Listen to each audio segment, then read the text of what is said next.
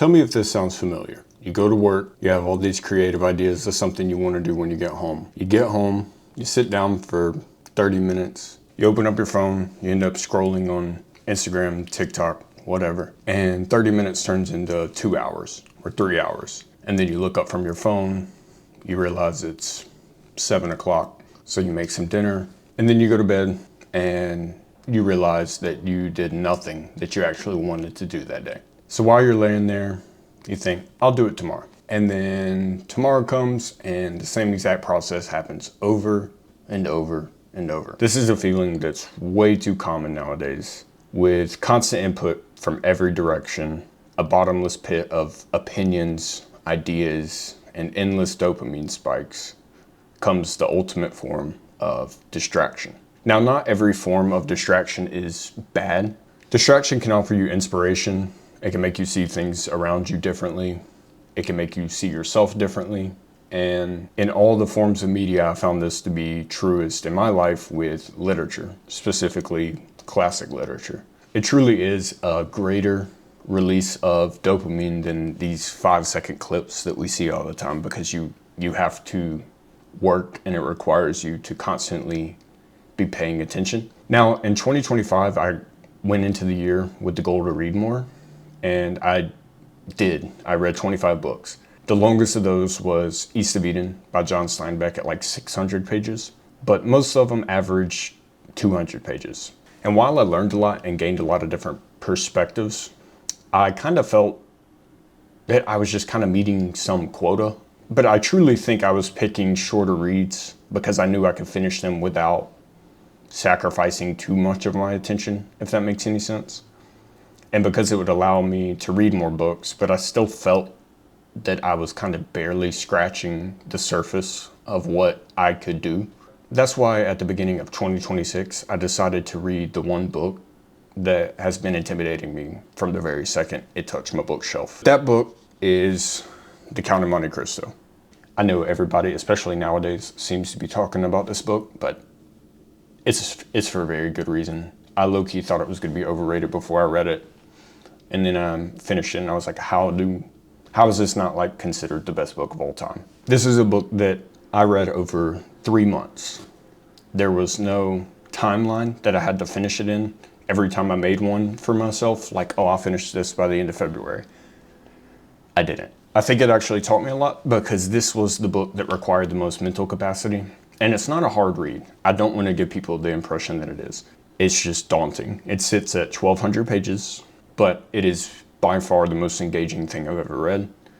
And by the end of this, I was trucking through 200, 300 page reading sessions just because I could not put it down. Okay, so I'm going to briefly go over the story, but I'm not going to go too far in depth because I really think you should just read this knowing that it's a revenge story. Edmond Dantes, a sailor, normal guy, nothing really like particularly special about him, just a nice, chill dude. Has 3 friends who envy different aspects of his life. So they forge a letter saying that he's a Napoleon agent. He's an innocent dude, didn't deserve any of this. They write him up, send it into the authorities. He's arrested. He is thrown into jail for 14 years. I'm pretty sure that's correct. It might be 16, but over a decade.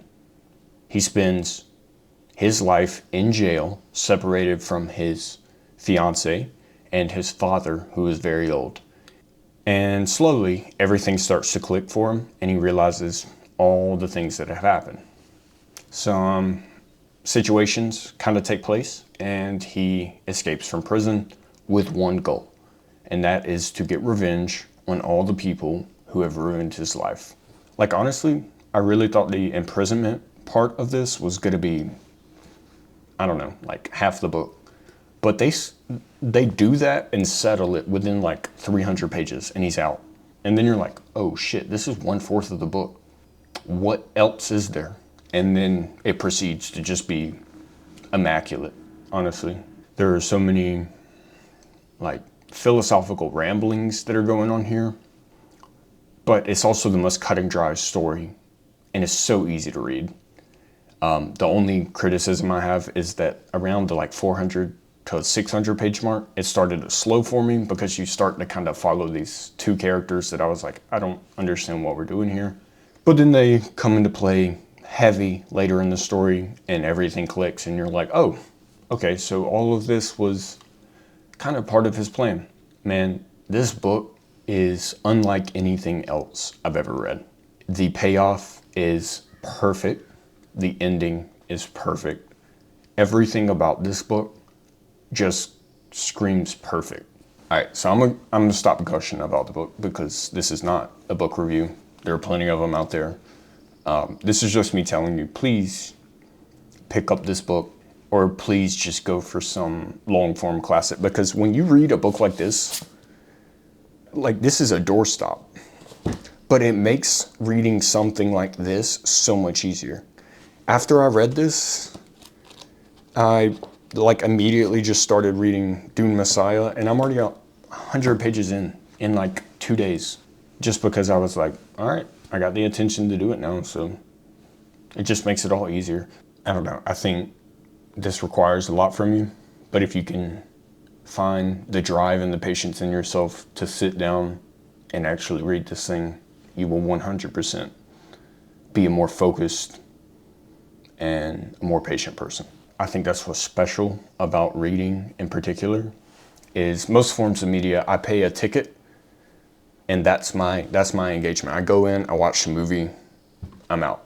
This is an exchange because it requires so much of your attention. You can watch a movie and it requires a little bit, but this, you have to remember something that happened 800 pages ago. And I will say this book does a very good job of kind of bridging that gap, but it requires attention and it requires undivided attention. And I think nowadays that's its own skill. And I definitely think people should hone in on that. I can say I'm completely different after I've read this because I understand that I have the comprehension necessary to get through something like this. And it's made me kind of be patient in a lot of other areas that before reading this 3 months ago, I might not have been so patient in. So I guess the only question is, what now? I don't really know where to go from here. So I'm just gonna keep reading and hope something can kind of capture that feeling I had when I turned that last page on this. So yeah, go read. Stop being stupid. Bye.